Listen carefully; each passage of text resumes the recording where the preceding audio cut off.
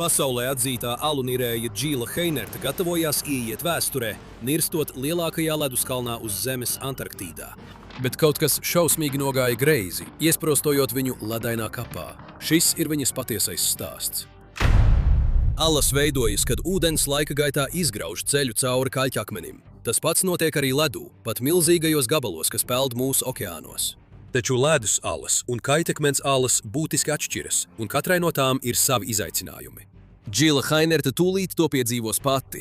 Džila stāvēja pie apledojušās jūras malas, sirds daudzījās. Viņas priekšā atradās milzīgs aizbergs, sens un svešāds.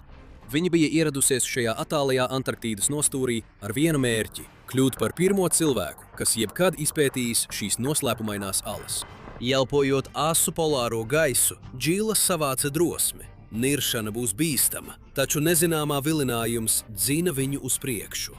Viņa bija pavadījusi visu mūžu, gatavojoties šim brīdim. Kopš bērnības, augot Kanādā, Džilu valdzināja apslēptie brīnumi, kas slēpās tieši zem viļņiem, neredzami acīm. Tagad, savas karjeras virsotnē kā zemūdens pētniece, viņa gatavojās ieiet vēsturē. Uzvelkot hidrotērpu ar ierastu veiklību, Džila pārbaudīja un vēlreiz pārbaudīja savu aprīkojumu. Viņas kolēģi Nirēji, Ves un Pols gatavojās viņai līdzās, un viņu satraukums bija jūtams. Viņi uzlūkoja viņus ar sirsnību, Vesu, savu uzticamo mentoru, un Polu, savu mīļoto vīru. Kopā viņi drosmīgi dosies leduskalna saltajos dziļumos. Ar pēdējo nomierinošo elpu Džila nokāpa no zodiaka un iegrima tumsā. Ūdens satvēra viņu savā paralizējošajā tvērienā, izspiežot gaisu no viņas plaušām. Viņai vajadzēja visu savu grūti iegūto pieredzi, lai neļautos panikai. Šis bija augstākais niršanas piedzīvojums viņas karjerā, bet viņai bija jāsaglabā savaldība. Blakus viņai Ves un Pols iešļakstījās Melnajā jūrā. Viņa cieši vēroja viņus, pamanot, kā viņi cīnās ar neatlaidīgo augstumu. Viņu tērpi dažu mirkļu laikā piepildījās ar ūdeni. No visām niršanām viņas plašajā un iespaidīgajā karjerā šī pārbaudīs viņus visus līdz galējībai, un viņai nezinot, novedīs pie katastrofas. Džilas neapmierināmo zinkāri uzkurināja jau agrā bērnībā. Dzimusi Toronto, Kanādā, viņas bērnība bija pilna ar izpēti un brīnumiem. Svētdien vakaros viņi skatījās Žaka Kusto zemūdens dokumentālās filmas pilnīgi apburta. Kamēr citas meitenes sapņoja par princesēm un popzvaigznēm, Džilas iztēle aizklīda uz noslēpumiem, kas slēpjas planētas tumšākajās dzīlēs. Skolā Džila aizrautīgi lasīja stāstus par pagātnes pionieriem – Marko Polo, Kolumbu, Armstrongu. Viņa drosme doties nezināmajā, dziļi viņu uzrunāja. Viņa ilgojās atklāt apslēptas vietas, pilnas ar noslēpumiem, kas gaida, lai tiktu atklāti. Kad spožie Apollo misiju attēli apbūra visu pasauli, Džila bija pilnīgi sajūsmināta. Viņa lūdza vecākus ļaut viņai kļūt par astronauti, bet viņi maigi piebremzēja viņas ambīcijas. Kosmosa ceļojumi 60. gados Kanādas meitenēm nebija pieejami. Neskatoties uz to, Džilas meklētājas gars atrada iedvesmu tuvāk mājām. Viņi iestājās Kanādas gaidu organizācijā, kur spēcīgas sieviešu mentoris rādīja piemēru ar savu kompetenci un pārliecību. Viņas parādīja Džilai, kā arī meitenes var būt drosmīgas pētnieces. Džila studēja vizuālo komunikāciju Jorkas Universitātē, apgūstot prasmes, par kurām zināja, ka tās palīdzēs dokumentēt brīnumus, kurus viņa ilgojās atklāt. Pēc absolvēšanas viņa izveidoja savu grafiskā dizaina un reklāmas firmu. Darbs nodrošināja iztiku, taču viņas sirds tam nepiederēja. Nedēļas nogalēs Džila bēga no pilsētas, lai nirtu Huronas ezera ledainajos ūdeņos. Kustoties pa klusām apslēptām vietām zem viļņiem, viņa remdēja savu izzināšanas slāpes. Viņa ilgojās pilnībā nodoties zemūdens piedzīvojumiem. 26 gadu vecumā, nogurusi no ikdienas darba rutīnas, Džila izlēma spērt šo soli. Pārdevusi savu uzņēmumu, viņa pārcēlās uz Kaimanu salām, lai strādātu Nirēju bāzē. Tur 1000 mirdzošu niršanu nostiprināja viņas aicinājumu. Viņa bija atradusi savu dzīves jēgu. Šajā jaunajā dzīvē zem viļņiem Džila sastapās ar jauniem izaicinājumiem. Niršanas pasaulē joprojām dominēja vīrieši, un jaunpienācēji bija retums. Viņa bieži bija vienīgā sieviete ekspedīcijās, un no viņas tika sagaidīts, ka viņa atkal un atkal pierādīs sevi. Vīriešu nirēji noniecināja viņas prasmes un tehniskās zināšanas. Iesakņojušies aizspriedumi pastāvīgi stājās viņai ceļā. Strādājot, lai iegūtu alu niršanas certifikātu, kas bija ļoti svarīgs posms, seksisms gandrīz izjauca viņas ambīcijas. Ieradoties uz augsta līmeņa tehnisko kursu, viņa sastapās ar instruktoru atklātu neticību, ka viņa ir kvalificējusies dalībai. Džila bija spiesta veikt bezjēdzīgus pamatiemaņu vingrinājumus tikai tāpēc, lai paliktu, un viņa vārījās dusmās. Vēlāk, būdama vienīgā sieviete elitārā alu niršanas konferencē, Džila asi izjuta neveiklību, ielaužoties šajā vīrišķīgajā pasaulē. Instruktori viņai uzmācīgi flirtēja ar viņu, un vīriešu nirēji apšaubīja viņas tiesības un kvalifikāciju tur atrasties. Džila izturēja viņu skeptisko pārbaudi ar stoisku grāciju. Un kad Džila lūdza īpašu apmācību no sava parauga, leģendārā alu nirēja Šeka Ekslija, viņš viņas lūgumu kategoriski noraidīja. Viņš uzskatīja, ka alu niršana sievietēm ir pārāk bīstama. Tajos agrīnajos laikos Džilai nācās cīnīties ne tikai ar bīstamām alām, bet arī ar noslēgtas brālības ikdienišķo šovinismu. Nesatricināma, viņa neatlaidīgi turpināja, un līdz 2001. gadam Džila Heinerta bija nostiprinājusi savu vietu kā viena no pasaules vadošajām alu nirējām. Taču, alkdama pēc jauniem apvāršņiem, viņas ambīcijas tiecās uz burtisko pasaules dibenu – noslēpumainajām Antarktīdas ledusalām. Ar savu neierobežoto iztēli Džila prātoja, vai zem milzīgajiem ledus slāņiem varētu pastāvēt stabilas alas, apslēptas un neizpētītas. Par Antarktīdas zemūdens telpām gandrīz nekas nebija zināms. Tās jūras bija augstākās un skarbākās pasaulē, pietiekami bīstamas, lai nepietiekami sagatavotu cilvēku nogalināt dažu minūšu laikā. Tikai daži drosmīgi zinātniski un militāri nirieni jebkad bija veikti šajā kontinentā. Alu niršana tur bija kā fantāzija, pārāk ekstrēma, lai to vispār apsvērtu. Neviens, izņemot Džilu, neticēja, ka tas ir iespējams. Viņas priekšlikumu kategoriski noraidīja visi zinātnieki, pie kuriem viņa vērsās. Cienījami polārie pētnieki šo neprātīgo ideju noraidīja uzreiz. Pat nirēju kopienā viņas plāni tika uzskatīti par absurdu, gandrīz pašnāvniecisku. Alu vienkārši nevarēja būt Antarktīdas dinamiskajā, mainīgajā ledū, bet Džila nebija atturama. Viņas pārliecība par šo ideju bija nelokāma. Antarktīdas aizbergi nebija statiski kā polārie ledus vairogi. Pakļauti spēcīgām okeāna straumēm, milzīgie aizbergi plaisāja un griezās kā lēnas kustības amerikāņu kalniņi. Ja tekošs kušanas ūdens varēja izveidot alas cauri cietam kaļķakmenim miljonu gadu gaitā, Džila sprieda, tad noteikti tas varēja izgrebt slēptas kabatas milzīgos, lēni kūstošos aizbergos. Tas bija tikai jautājums par to, kā atrast īsto aizbergu. 2000. gada sākumā Džilai pavērās iespēja. Milzīgais BB-15 aizbergs atšķēlās no Rosa ledus šelfa, peldoša ledus lauka, kas ir lielāks par Jamaiku. Tas bija lielākais aizbergs vēsturē, un Džila uzreiz saprata, ka tā ir likteņa zīme. Šī bija iespēja, uz kuru viņa bija gaidījusi visu savu dzīvi. BB-15 ledus labirintā slēpās sasalis pasaule, ko cilvēka acis nekad nebija redzējušas. Ja kaut kur Antarktīdā pastāvēja milzīgas alas, Džila tagad bija pārliecināta, BB-15 ir īstā vieta. Tomēr bez pierādījumiem pārliecināt National Geographic finansēt tik riskantu uzņēmumu būtu gandrīz neiespējami. Viņi zināja, ka viņiem būs nepieciešami iespaidīgi kadri, lai vispār būtu kādas izredzes. Uzaicinot savu uzticamo draugu Veslu Skailsu, abi izstrādāja plānu. Viņi izlēma uzņemties drosmīgu risku, personīgi finansēt nelielu izlūkošanas ekspedīciju uz aizbergu, paļaujoties tikai uz ticību. Ja viņa teorija izrādītos pareiza un viņiem izdotos iegūt elpu aizraujošus attēlus no Antarktīdas neskartajām alām, National Geographic būtu spiesti iesaistīties. Atstājot aiz muguras visas civilizācijas ērtības, Džila, Ves un vēl 7 cilvēki devās ceļojumā uz Zemes dienvidu galu. Kad viņu kuģis pēc 12 nogurdinošām dienām jūrā pietuvojās B-15, Džila ieraudzīja virs viņiem slejojošo ledaino masu. Asaras sariesās viņas acīs. Visi gadi, kas pavadīti sapņojot un plānojot, bija noveduši līdz šim brīdim. Kaut kur zem šī milzīgā aizberga slēpās slepenā pasaule, kur viņi bija uzņēmusies atrast par katru cenu. Neveiksme tagad nebija pieļaujama. Zodiaks slīdēja gar stāvajām ledus klintīm, kas slējās virs viņiem kā Alpu kalni. Džila pārskatīja gludo fasādi, meklējot jebkādas plaises vai spraugas, kas varētu vest lejup uz BB-15 slēptajiem dziļumiem. Ja viņas drosmīgā hipotēze izrādītos nepareiza, viņu ekspedīcija beigtos vēl nesākusies. Tur Džila pamanīja daudz sološu plaisu, kas dziļi iegriezās ledū. Ar daudzošām sirdīm viņi devās motorlaivā šaurajā līcītī. Kad sienas ap viņiem sāka sašaurināties, Džila gandrīz nespēja elpot. Šīs bija tas brīdis, patiesības mirklis. Ja šeit gaidīja atklāšana fantastiskas ledusalas, tad šī būtu to ieeja. Viņa uzmundrinoši pasmaidīja Vesam un Polam, bet vēderā viss bija savilcies mezglā. Kaulus caururbijošais ūdens varēja viņas nogalināt dažu minūšu laikā, ja kaut kas noietu greizi. Un šajā skarbajā polārajā vidē robeža starp dzīvību un nāvi bija biedējoša plāna. Bet atkāpties tagad nozīmētu padarīt viņu garo ceļojumu bezjēdzīgu. Viņi centās apklusināt skaļās šaubas, kas kliedza viņas galvā. Viņi bija aizgājuši pārāk tālu, lai atkāptos.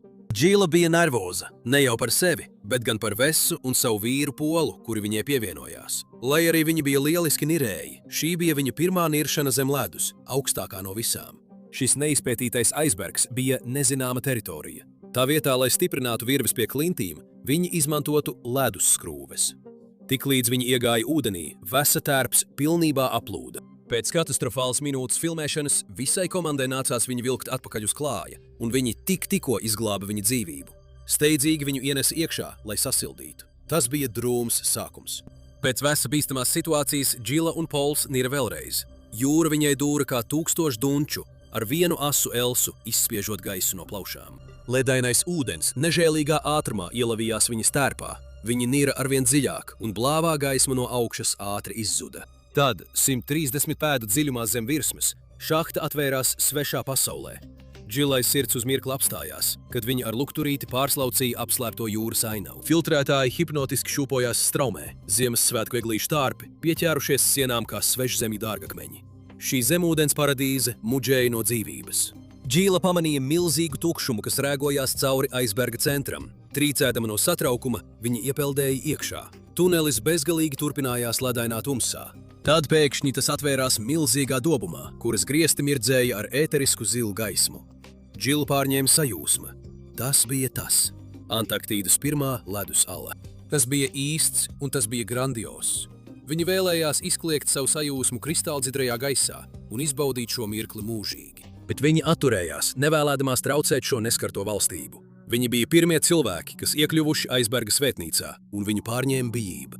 Dodoties dziļāk, pēkšņi no plaisām virs galvas uz viņiem sāka birt zirnekļveidīgie omāru izopodi. Pēc nepatīkamās sastapšanās viņi tos nokratīja un devās tālāk tumšajā tunelī. Ledus draudīgi vaidēja un sprakšķēja pret jūras dibenu. Tā dinamisms viņus satrauca, par spīti tā svešādajam skaistumam. Tad caur Džilas ķermeni izgāja dziļa vibrācija. Apkārt paskatoties, viss šķita kārtībā. Viņi turpināja izpēti. Tikai atgriežoties, viņi ieraudzīja, ka ir notikusi nelaime. Par šausmām Džilai, viņu šaurais ceļš atpakaļ uz virsmu bija aizvēries, aizsprostots ar milzīgiem nokritušiem ledus gabaliem. Panika sāka virmot viņā, bet viņa cīnījās, lai to savaldītu. Iepriekšējais troksnis bija ieejas sabrukšana. Alla bija apņēmusies viņus noturēt savos ledainajos dziļumos, kā pastāvīgā sasalušā kapā. Džila izmisīgi pārskatīja aizberga sienas. Viņiem bija jāatrod izeja. Panika tikai izraisītu virkni sliktu lēmumu. Viņai bija jāsaglabā vēss prāts. Par laimi, Džila pamanīja šauru spraugu starp robainajiem ledus gabaliem. Viņi viens pēc otra izspiedās un izspārdījās cauri klaustrofobiskajam tunelim. Veselas mūžības vēlāk, sasniedzot 20 pēdas zem virsmas, Džila ieraudzīja Vesu un komandu svinam augšā. Vēlāk viņi uzzināja, ka ledus gabals bija nokritis un aizšķērsojis alu. Tā vilnis bija tik milzīgs, ka gandrīz apgāza Zodiaka laivas apkalpi. Nezinot, vai abi izdzīvoja, viss, ko viņi varēja darīt, bija cerēt šīs traģēdijas vidū. Vienmēr profesionāli. Džila saglabāja optimismu arī par vēl vienu niršanu tajā dienā. Tagad viņiem bija lielāka pieredze ar aizberga izaicinājumiem. Tas joprojām bija neizpētīts apvidus, taču progress bija panākts. Atkal iegrimstot aizberga apskāvienos, alas ieeja šķita stabila. Iekšā Džila pamanīja nelielu straumi, ko iepriekš nebija sajutusi. Pakāpeniski tā pastiprinājās, tad pēkšņi spēcīgi uzplūda. Viņi ieķērās jūras dibenā ar roku, lai neļautos straumei sevi aizraut uz priekšu, griežoties ap savu atbalsta punktu. Kušanas ūdens, kas plūda cauri aizbergam, radīja bīstamo straumi, kas ar katru minūti kļuva spēcīgāka. Viņiem bija nekavējoties jāaiziet, pirms tos ievilka vēl dziļāk iekšā.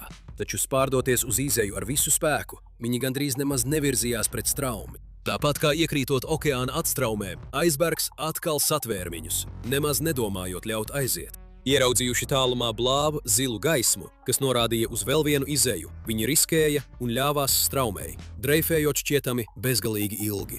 Beidzot viņi izkļuva drošībā, taču nelaime sekoja uzvarai. Izpeldējuši starp milzīgiem ledus gabaliem pavisam citā izejas punktā, viņu laiva nebija nekur redzama. Ja viņus drīz neatradīs, viņi dažu minūšu laikā nosaltu līdz nāvei. Turoties uz ūdens, Džila jutās kā nenozīmīga puteklīte, likteņa rotaļlieta. Viņa centās apturēt klabošos zobus, bet hipotermija strauji pieņēmās spēkā. Cik ilgi viņi vēl varētu izturēt šo nežēlīgo augstumu? Šie neitrālā peldspējas tērpi sniedza niecīgu aizsardzību, dodot viņiem tikai dažas minūtes. Pamesti šeit, viņu liktenis būtu nolemts. Tad nāca glābiņš. Vēja nestas, vesa tālās saucienas atskanēja, kam sekoja zodiaka laivas rūcošais motors. Viņi bija izglābti. Džilas sastingušās rokas gandrīz nespēja satvert kāpnes. Viņas locekļi bija tik sastinguši, ka viņa juta tikai atvieglojumu. Neskatoties uz vēl vienu tuvu sastapšanos ar nāvi, viņi nolēma veikt pēdējo niršanu, lai maksimāli izmantotu savu iespēju. Ves, atguvies un stabils, uzstāja, ka jāiemūžina alas ar savu labāko kameru. Taču atgriežoties aizbergā, straumes spēks atkal strauji pastiprinājās, gandrīz viņus iesprostojot. Kad Džila viņus vadīja ārā, Ves atpalika. Kad viņš kliedza pēc palīdzības, lai glābtu savu kameru, viņa bija nikna. Kamera nebija svarīga, ja viņi nomirtu. Pēc cīņas ar nežēlīgo straumi viņi beidzot tika ārā, tikai lai atkal sastaptos ar jaunu nelaimi. Mutuļojošā kušanas ūdens straume tagad bezpalīdzīgi piespieda viņus pie plaisas grīdas, 130 pēdu dziļumā. Džila izmisīgi pārskatīja slideno sienu, meklējot jebkādu iespēju pieķerties. Tad viņa atcerējās sīkos zivju caurumus, kas klāja ledu. Viņa iespieda savus nosalušos pirkstus tajos, izmantojot tos kā kāpšanas atbalsta punktus mokošā kāpienā augšup. Gandrīz 3 stundas vēlāk viņi izklīva ārā. Džilas roka bija pelēka un bez dzīvības pazīmēm, taču viņi bija tikko uzvarējuši savu nāvējošo azartspēli. 2 stundas pēc atgūšanās no šīs elles viņi gatavojās ienirt vēlreiz, pēdējo reizi. Plānojot nākamo mēģinājumu, pēkšņi no klāja atskanēja kliedzieni. Šausmās viņi vēroja, kā viņu alas pasaule viņu acu priekšā sarāvās krampjos un sabruka. Leduskalns, kas bija Jamaikas lielumā, nogrima viņu acu priekšā, pilnībā aprakts savā ūdenskapā. Ja viņi vēl būtu bijuši iekšā, glābiņa nebūtu bijis. Galu galā viņi bija pirmie un tēdējie, kas jebkad redzēja šī varenā leduskalna iekšieni.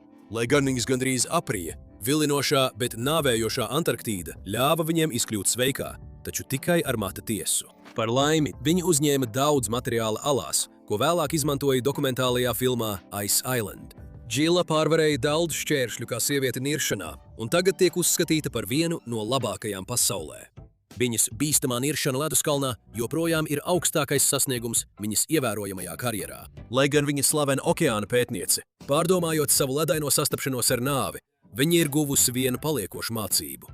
Augstums savu žēlastību atstāja tikai piesardzīgajiem. Tiem, kuri aizmirst šo nežēlīgo patiesību, otrās iespējas netiek dotas.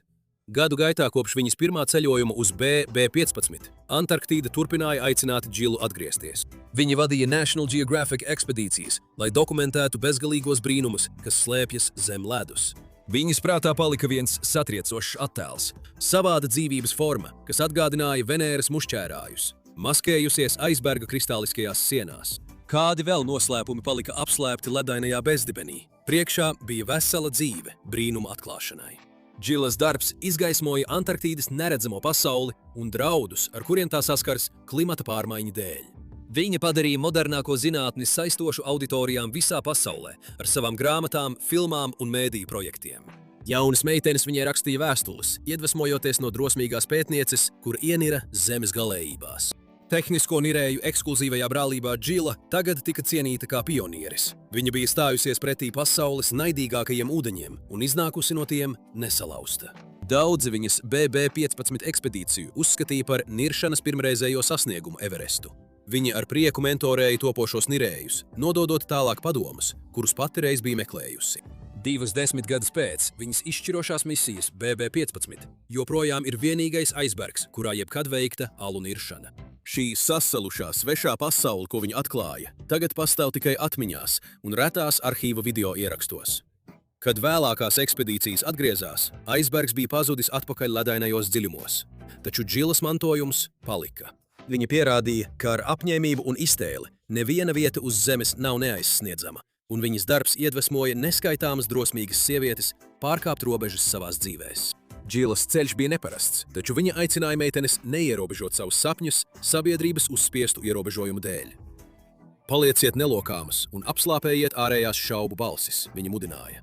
Ar aizrautību un neatlaidību neiespējamās pasaules atvērsies tad, kad jums tas būs nepieciešams. Dziļumi gaida tos, kuriem pietiek drosmes ienirt.